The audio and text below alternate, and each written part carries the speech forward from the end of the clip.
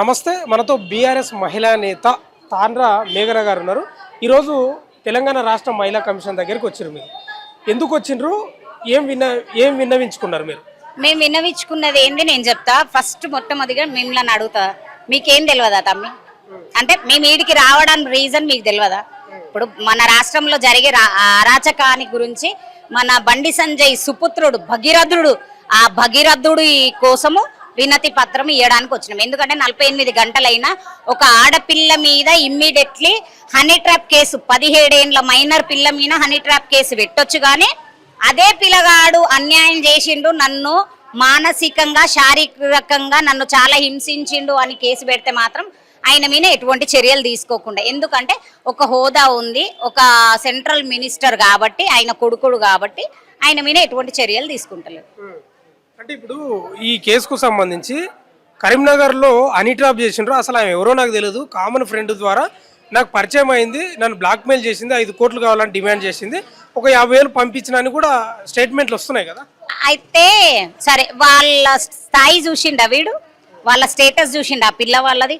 Something 135 కోట్లు something ఎన్నో కోట్లకు అధిపతిరాలు ఆమె, ఆ అధిపతిరాలు, అటువంటి కోటీశ్వరాలు కూతురు ఆమె.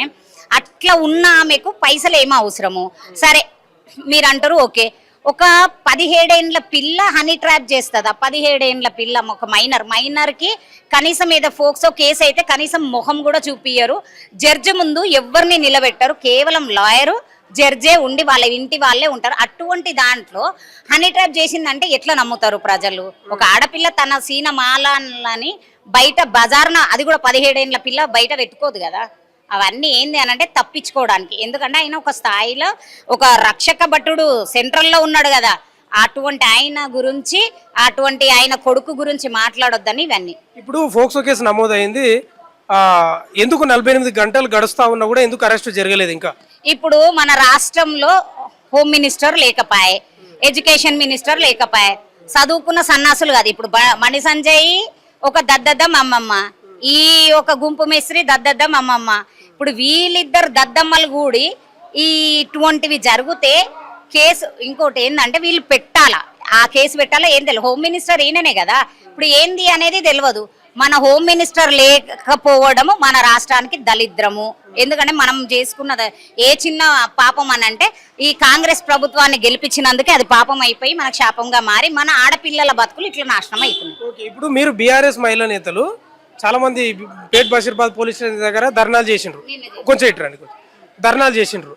ఎందుకు కాంగ్రెస్ వాళ్ళు బయటికి రావట్లేదు, బీజేపీ వాళ్ళు బయటికి రావట్లేదు? నాకు కాంగ్రెస్ లో ఫస్ట్ మన ఎవరు సంధ్యక్కనైతే ఎవరు పాపము అనసూయ, ఆమె బట్టల కోసం తెగ బట్ట బయలై బజార్లోకి వస్తుంది ఆమె. ఎవరు సంధ్యక్క, నువ్వు బట్టలు వేసుకున్నావా, నువ్వు ఇంత బట్టలు వేసుకున్నావు, నువ్వు అంత బట్టలు వేసుకున్నావా, అది ఇది అని బట్టల కోసం మాట్లాడే మాటలు ముచ్చట్లకు ఉరికొస్తుంది మన సంధ్యక్క ఫేమ్ గానికే. మళ్ళీ ఇప్పుడు ఎందుకు కనబడతలేదు? ఇంకో ఆమె కాల్వ సుజాత మోరి, ఆమె ఏంది మూసి మోరి ఎంతనో ఆ మోరి అంత, ఆ సుజాతనైతే అసలే కనబడతలేదు. అంటే ఇంకోటి వీళ్ళ దాంట్లో ఎవరు మన బీజేపీలా మోనికా సుందరన్, మాధవి లత, ఇంకో ఆమె ఇక్కడ ఉంటది, ఆమె ఏది సరూనగర్ల కార్పొరేటర్, ఆమె పేరే రాదు, ఆమె టిఫిన్లు పట్టుకొని బాగా తిరుగుతుంది, ఆకుల సంథింగ్ ఏదో ఉంది, టిఫిన్లు పట్టుకొని హోటల్లా ఇంట్లో టిఫిన్ టేబుల్ మీద తినడం తప్పించి ఇంకేం మాట్లాడు. మళ్ళీ ఈ ఆడోళ్ళంతా ఏమైపోయారో నాకు అర్థమైతలే. అంటే ఒక ఆడపిల్లకి అన్యాయం జరిగితే అది కూడా మీ నాయకుని కొడుకు చేస్తే మాత్రం మీరు బయటికి రారు.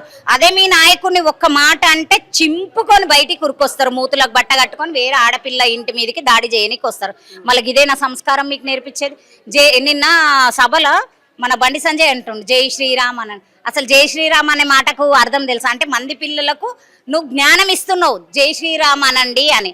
మేము అంటాం, ఖచ్చితంగా అంటాం, జై శ్రీరామ్ అంటాం, జై హనుమాన్ అంటాం, అన్నీ అంటాం. అటువంటిది మళ్ళీ నీ కొడుకుకి ఏం నేర్పించినావు అంటే జై రావణాసుడా అని నేర్పించినావా? నీ కొడుకు పుట్టక ఏం పుట్టక, నీ కొడుకు పుట్టక ఇంత నీచమైన పుట్టకనా? అంటే ఇటువంటివి నేర్పించినవా నువ్వు? ఒక ఆడపిల్లలని అమానుషంగా ట్రాప్ చేసి తాగిపిచ్చి ఆ పిల్లలను మానసికంగా హింసించి పిచ్చిగా అజ్జేయమని అంటే ఫిజికల్గా అరెస్ట్ చేయమని చెప్పేసి ఇవి నేర్పించినావు. అంటే మంది పిల్లలకేమో ఇవి నేర్పిస్తున్నావు. నువ్వు నీ కొడుకుకి ఏం నేర్పియలేవు ఎందుకు?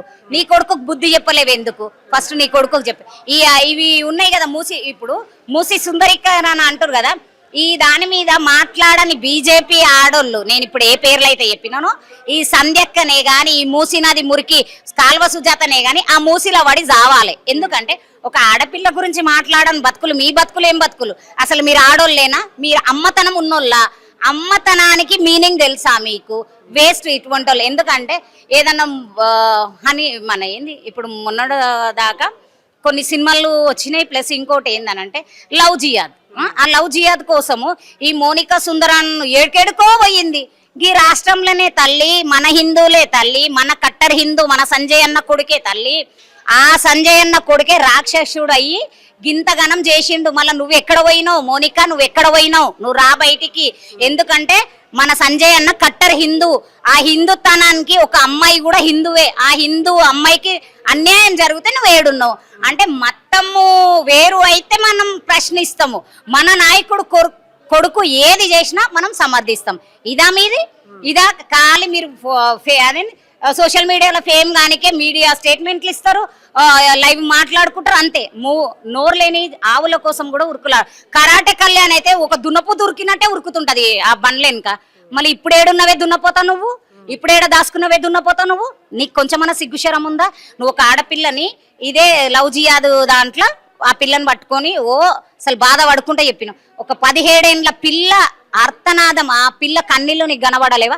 ఆ పిల్ల కంప్లైంట్ ఇస్తే ఎందుకు కంప్లైంట్ ఇచ్చింది ఏంది అని పిఎస్కు రానికే చేతనైతలేదా మీకు? అంటే ఈడ మీరు చూసినట్టయితే కాంగ్రెస్ బీజేపీ ఒక్కటయ్యింది. నిన్న మోడీ గారు ఓపెన్ ఇన్విటేషన్ రేవంత్ రెడ్డి గారికి ఇచ్చింది. చర్చ ఏమనిపిస్తా ఉందంటే హనీ ట్రాప్ కాబట్టి ఆ బీజేపీకి సంబంధించిన మహిళా నేతలు రావట్లేదని ఒక చర్చ కూడా వస్తుంది. ఏమో మళ్ళీ వీళ్ళ దాంట్లో ఎవరన్నా ఈ మోనికా సుందరన్ వీళ్ళందరూ ఉన్నారు కదా, వీళ్ళ 17 సంవత్సరాల ఆడపిల్లలని వీళ్ళు మనీ ట్రాప్ గిట్లా పంపిస్తారో ఏమో. అలవాటు ఉన్నోళ్ళు చేస్తారు అట్లా. చెప్పడానికి సిగ్గు శరం ఉండాలి. హనీ ట్రాప్ ఎందుకు ఉంటుందండి? వాళ్ళ దగ్గర పోయి అలా గేట్ కాడ పోయి చూడమనండి. వాళ్ళు మంచి రిచ్ ఫ్యామిలీ. ఓకే, ఇగో ఇవాళ రేపు ఒక లవ్ అది ఇది ఓకే ఫైన్, అది అయ్యిండొచ్చు. దాంట్లో నీ బండి సంజయ్ కొడుకు మొత్తం వస్తున్నాయి. ఆయన వీడియో, ఆయన చాటింగ్లు, ఆయన ఫోన్ కాల్లు అన్నీ వస్తున్నాయి. ఎంత నీచుడు, ఎంత దుర్మార్గుడో వస్తున్నాయి. అంటే బండి సంజయ్ అన్న రాముని భక్తుడు, కానీ ఇంట్లో కొడుకుని రావణాసుని అన్నాడు. రావణాసుని ఖచ్చితంగా ఎన్కౌంటర్ చేయాలి, లేదు అంటే జీవిత ఖైదీ చేస్తేనే అసలు ఎన్కౌంటర్ చేయాలి. చేస్తేనే మళ్ళీ ప్రజల్లో భయం అనేది ఉంటుంది. నిన్న సభలో మాట్లాడిండ్రు, మీరు చూసే ఉంటారు. ఇదంతా కుట్ర, జీర్ణించుకోలేక, నా ఎదుగుదలను ఓర్చుకోలేక చేస్తున్నారు. 100% ధర్మం గెలుస్తుంది, ధర్మం నిలబడుతుందని మాట్లాడుతున్నాడు. ఎమోషనల్ కూడా అయ్యిండు. అయితే ఒక మాట చెప్తా, ఆయనని జీర్ణించుకోకపోవడానికి ఆయన ఏంది? మన రాష్ట్రానికి ఒక 10 రూపాయలు తెచ్చినోడా, ఒక స్కూల్ బిల్డింగ్ కట్టినోడా, ఒక రాముని గుడి కట్టినోడా, ఒక భాగ్యలక్ష్మమ్మ గుడి ఇంకా వేరే దగ్గర ఎక్కడన్నా కట్టినోడా? నీ మీద మాకెందుకు ఉంటుంది? అసలు నువ్వు లెక్కలనే, తెలంగాణ లెక్కలనే లేవు. ఎందుకంటే నువ్వు రాష్ట్రంలో ఎటువంటి అభివృద్ధి చేయలేవు. ఏ నిధులు 10 రూపాయలు కూడా తెచ్చుకోలేవు. ఏమన్నా ఉంటే నీ గుట్కలకు గిట్ల పైసలు అడుక్కుండొచ్చు, కానీ అమిత్ షా చెప్పులు మోసి మోదీ దగ్గర బాంచన్ దొరాని బతికి కానీ మాకు నీతోటి పోలికనే అసలు సంబంధమే లేదు. నువ్వు మాట్లాడే మాటని ఒక స్టేట్మెంట్ కరెక్ట్ మాట్లాడవు. నువ్వు దేని గురించి క్లారిటీగా మాట్లాడినావు? తెలిసి తెలియక కొన్ని మాట్లాడతావు. ఇసొంటి దద్దమ్మ అంటే ఆ దద్దమ్మకి ఇంకొక దద్దమ్మ మన రేవంత్ రెడ్డి. ఆయన ఏమంటాడు మొన్న మీడియాలో, ఏబిసిడి స్కూల్లో పోయినప్పుడు ఏబిసిడీలు చదవకుంటే కాలేజీలో పోయి నేర్చుకుంటారంట. ఇటువంటి దద్దమ్మలు మనల్ని ఏలుతున్నన్ని కాలం వాళ్ళు చెప్పిందే వేదం అవుతుంది, ధర్మం గెలుస్తుందని మాట్లాడినావు కదా. నువ్వు ఏ రాముడిని అయితే కొలుస్తావు కదా, రాముడే నీకు బుద్ధి చెప్తాడు ఖచ్చితంగా. ఏ భాగ్యలక్ష్మమ్మ టెంపుల్ అయితే ఉందో అక్కడ ఆ భాగ్యలక్ష్మమ్మనే ఆడపిల్లకు ఖచ్చితంగా 17 సంవత్సరాల మైనర్ పిల్లకు ఆ కుటుంబం మీద మీరు మోపిన నిందకు మాత్రం ఖచ్చితంగా 100% న్యాయం జరుగుతుంది. చివరి ప్రశ్న, సోషల్ మీడియాలో ఒక ప్రశ్న ఏంది అంటే వైరల్ గా మారింది. సామాన్యులు వర్సెస్ సంపన్నులు. ఇప్పుడు బండి భగీరథ ప్లేస్ లో ఒక సామాన్యుడు ఉంటే ఇట్లే ఉంటుండేనా అనేది ఒకటే చిన్న మాట. ఇప్పుడు అదే బండి సంజయ్ కొడుకు జాగల బిడ్డ ఉంటే ఇదే అవుతుండేనా? మొత్తం రాష్ట్రం అల్లకొల్లం అవుతుండే. ఒక్క ముచ్చటండి, మొన్న ఈయన మాట్లాడిన మాటలకు ఒక రామన్నని పుట్టుక గురించి మాట్లాడినందుకు మా కార్యకర్త పావని గౌడు రియాక్ట్ అయింది. అట్లా రియాక్ట్ అయినందుకు ముసుగులు కట్టుకొని డేరలేదు, ముసుగులు కట్టుకొని ఇంటి మీదకి దాడికి పోయిండ్రు. మళ్ళీ ఇప్పుడేడో దాచుకున్నారు వీళ్ళు. ఇప్పుడు మీరు మాట్లాడే మాటలనే ఆన్సర్ ఉంది. ఇప్పుడు నిజంగా సామాన్యుడికి న్యాయం జరగాలని అంటే నీ కొడుకుని తెచ్చి రోడ్డు మీద నిలబెట్టు, అప్పుడు సామాన్యునికి న్యాయం జరిగినట్టు. ఎందుకంటే ఈ కాంగ్రెస్ పాలనల ఈ బీజేపీ పాలనల ఖచ్చితంగా జరగదు. ఎందుకు అనంటే మన మోడీ గారు ఏంది అనంటే బేటీ బచావ్ బేటీ పడావ్ అనేది ఉట్టి నినాదమే. ఈయననేమో బస్సులు ఫ్రీ అంటాడు, అది ఫ్రీ అంటాడు, గుంపు మేస్త్రి. ఆడవాళ్ళ పేర్లు చెప్పి గద్దెనెక్కిన గాడిదిగాన్లు వీళ్ళంతా. ఈ గాడిదిగాన్లకు బుద్ధి చెప్పే రోజు ఖచ్చితంగా వస్తుంది. 100% తెలంగాణ ప్రజలు, మొత్తం దేశ ప్రజలు ఇవన్నీ చూస్తున్నారు, బుద్ధి చెప్తారు.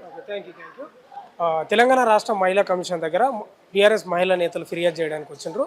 ఇంకా చర్యలు తీసుకోలేదు, అరెస్ట్ చేయలేదు అనేది ఇది. ఈ అంశం గురించి మాట్లాడడం చూస్తూనే ఉండండి మన తొలి వెలుగు.